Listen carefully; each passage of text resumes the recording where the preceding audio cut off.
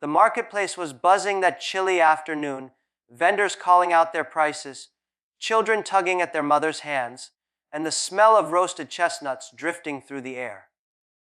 In the corner of the street, sitting on a small wooden stool, was a girl with tear-stained cheeks and a basket of strawberries in her lap. Her clothes were worn, her shoes had holes, but her eyes, soft, determined, and brave, told a story of survival. Her name was Lily, a 15-year-old girl who had known more hunger than warmth and more loneliness than comfort. As Lily held out her basket, whispering timidly, "Fresh strawberries, please buy some, just a few dollars," she was noticed by 3 tall, confident boys stepping out of a black luxury car. They were handsome, clearly rich, designer jackets, expensive shoes, the kind of confidence that comes from a life where nothing was ever truly missing. They laughed loudly, as if the world existed just for their entertainment. One of them smirked and said, "Strawberries in winter. Who would even buy these?" Another added, chuckling, "Look at her clothes. She probably picked them from the trash." The youngest one, with mocking eyes, whispered, "Hey, maybe she's selling them to buy herself real food. Poor thing must be starving." The 3 boys laughed, not realizing how their words pierced deeper than any blade. Lily lowered her eyes, her lips trembling, but she didn't answer back. She simply tightened her grip on the basket and whispered softly, "God bless you, sirs." It was then that an old woman passing by stopped and scolded the boys. "Shame on you, do you not see? That child has dignity even in her poverty. Something money will never buy you." Her voice carried enough weight that the boys stopped laughing, though pride kept them from apologizing. Trying to save her dignity, Lily stood up and said gently, "Please don't be angry at them. I don't need pity. I just need kindness." Her words, though soft, hit the air like thunder. Even the boys felt it, though they didn't understand why. Later that evening, when the boys returned home to their grand mansion, they found their father sitting in the living room, staring at an old, worn photograph. His eyes were misty. On the picture was a little girl, 5 years old, smiling with missing teeth. "Do you remember?" he whispered. "Your baby sister. She was lost 15 years ago in that terrible accident. I never stopped searching." The boys froze. Their father's voice cracked as he continued, "The police told us she might have survived, but she was never found. Somewhere out there, she might still be alive." Those words echoed in their heads all night. And strangely, the image of the poor strawberry seller lingered. Her eyes, her voice, there was something hauntingly familiar. The very next day, the boys returned to the market. And there she was again, sitting with her basket, humming softly to herself to hide her hunger. They approached slowly this time, not with laughter, but with hesitation. "Excuse me," the oldest boy said, his voice shaking. "What's your name?" "Lily," she answered softly, unsure why they cared. The second boy swallowed hard. Do you remember anything about your family?" Her eyes filled with tears. "All I remember is, when I was very small, there was a fire and then I was alone. My mother's lullaby is the only thing I kept in my heart." And she began humming a tune, broken but familiar. The boys felt their chests tighten. That lullaby, one their mother used to sing to them when they were children. They looked at each other in shock, then back at her. The youngest, trembling now, whispered, "It's you. You're our sister."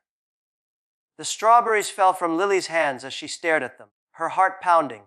The boys knelt beside her, tears streaming down their faces. For the first time, the arrogance was gone. For the first time, they saw her not as a poor stranger, but as their blood, their family. The marketplace grew silent as people watched the 3 wealthy boys embrace the strawberry seller. They wept into her shoulders, repeating, "We're sorry, we didn't know. Forgive us." And Lily, with tears in her own eyes, whispered back, "I forgave you the moment you laughed, because kindness isn't something I give in exchange, it's who I am." From that day forward, Lily's life changed forever. She was welcomed into her family's home, but more importantly, her brothers learned a lesson they would carry for the rest of their lives. That wealth means nothing if it blinds you to humanity, and that sometimes the person you dismiss in your arrogance is the very one whose love you've been searching for all along. And so, the girl who once sold strawberries for survival became the heart of a family broken by loss but healed by love. Message of true richness is not in what you own, but in the kindness you show. And sometimes compassion leads us to discover treasures we never knew we'd lost.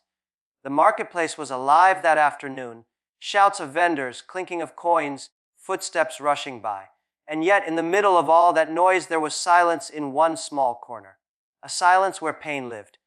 A young girl, no more than 15, sat on a wooden stool with a basket of strawberries in her lap. Her clothes were torn, her shoes barely held together, and her little hands were red from the cold. But in her eyes there was courage. The kind of courage that only comes from a life that has already seen too much loss. Her name was Lily. Pause, slightly stronger voice. She whispered, "Fresh strawberries, please buy some, just a few dollars." And then came laughter. Loud, sharp, careless laughter. 3 young men, handsome, well-dressed, stepping out of a luxury car. They looked at her not with compassion, but with prideful amusement. Strawberries in winter. Who's going to buy that? One mocked. Look at her clothes. Another added, she probably found them in the trash. The youngest smirked. Maybe she's selling them so she can finally eat real food. And they laughed. Soft, slow, emotional, Lily lowered her eyes. The words hurt. Oh, they cut deep. But instead of anger, she only whispered back, "God bless you, sirs." A woman nearby stopped, furious at the boys. "Shame on you! That child has more dignity in her poverty than you have in your wealth." The boys scoffed, brushed it off. But Lily simply stood up and said softly, "Please don't be angry at them. I don't need pity. I just need kindness." Ella paused, let it sink in. Those words struck something, though the boys didn't understand why. That night, back in their mansion, the laughter was gone. Their father sat in the living room, holding an old photograph, a photograph of a little girl. His voice trembled. "Do you remember your baby sister? She was only 5 when we lost her in that fire. I never stopped searching." The boys froze. A chill ran down their spines. Because suddenly they remembered. An intensified ton. The next day they went back. And there she was again, Lily sitting with her basket, humming quietly to herself. This time they didn't laugh. "Excuse me," one said, his voice breaking. "What's your name?" "Lily," she whispered. "Do you remember anything about your family?"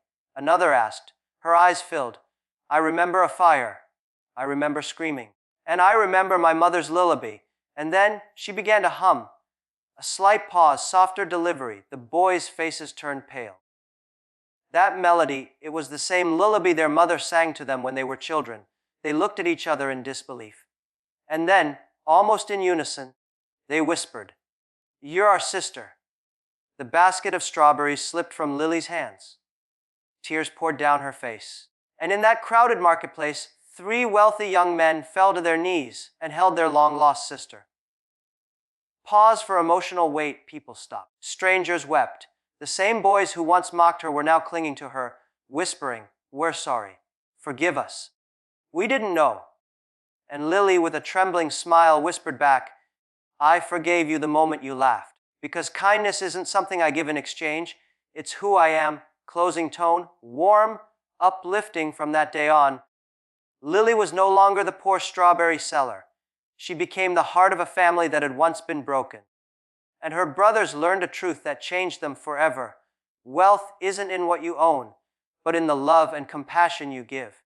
Because sometimes the very person you overlook, the one you mock or dismiss, is the very soul you've been searching for all along. Message: true richness is not in money. It is in kindness. And kindness can bring back what you thought was lost forever. When this pacing ala with natural pauses and emphasis will stretch into about 11 minutes of narration when spoken slowly with emotional depth. The marketplace was alive that afternoon. Vendors shouting, coins clinking, footsteps rushing. But in the middle of all that noise, a silence sat in one corner. A silence where pain lived. There on a wooden stool was a 15-year-old girl with a basket of strawberries.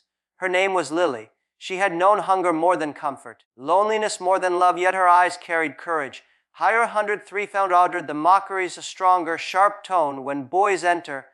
From a luxury car, 3 rich, handsome boys stepped out. Designer jackets, expensive shoes, arrogance in their smiles. Strawberries in winter. Who would buy this? One sneered. Look at her clothes. Another laughed. She probably picked them from the trash. And the youngest smirked. Maybe she sells them to finally eat real food. They laughed. And yet Lily only bowed her head and whispered, God bless you. Sirs, at 300 to 500 dignity and poverty by soft, emotional, an old woman passing by stopped and scolded them. Shame on you! That child has dignity in her poverty, something money will never buy you. But Lily, with trembling lips, said, Please don't be angry at them. I don't need pity. I just need kindness. Her words were gentle, but they struck like thunder. Hey 500 to 700, the father's secret calm. Suspenseful that night, the boys went home. Their father sat in silence, staring at an old photo of a little girl, 5 years old, smiling with missing teeth. Do you remember your baby sister? His voice cracked. She was lost 15 years ago. I never stopped searching. The boys froze. The memory resurfaced. Could 700, 900, the revelation and building tension. Then soft the next day, they returned to the market. There she was again, Lily, humming softly to hide her hunger. What's your name? One asked. Lily, she whispered. Do you remember your family? Her eyes filled with tears. Only a fire and my mother's lullaby. She began to hum, and in that instant, their hearts shattered. That song their mother's lullaby. It's you, they whispered. You're our sister. Iron 100, 1030, emotional climax. Tearful, heartfelt, the strawberries slipped from Lily's basket. Tears streamed as the three wealthy boys fell to their knees, clutching her. We're sorry. Forgive us. We didn't know. And Lily, smiling through her tears, whispered, I forgave you the moment you laughed. Because kindness isn't something I trade. It's who I am. 730, 200, closing message, warm, uplifting, inspiring. From that day, Lily was no longer a poor strawberry seller. She was their sister, the heart of a family broken by loss, healed by love. And her brothers learned a truth that would guide them forever. Wealth means nothing if it blinds you to humanity. Because sometimes the person you mock, the one you overlook, is the very soul you've been searching for all along. A true richness is not in money. It's in kindness. And kindness has the power to bring back what you thought was lost forever. This script, with natural pacing, would time out to around 11 minutes of narration when read aloud with pauses for emotion.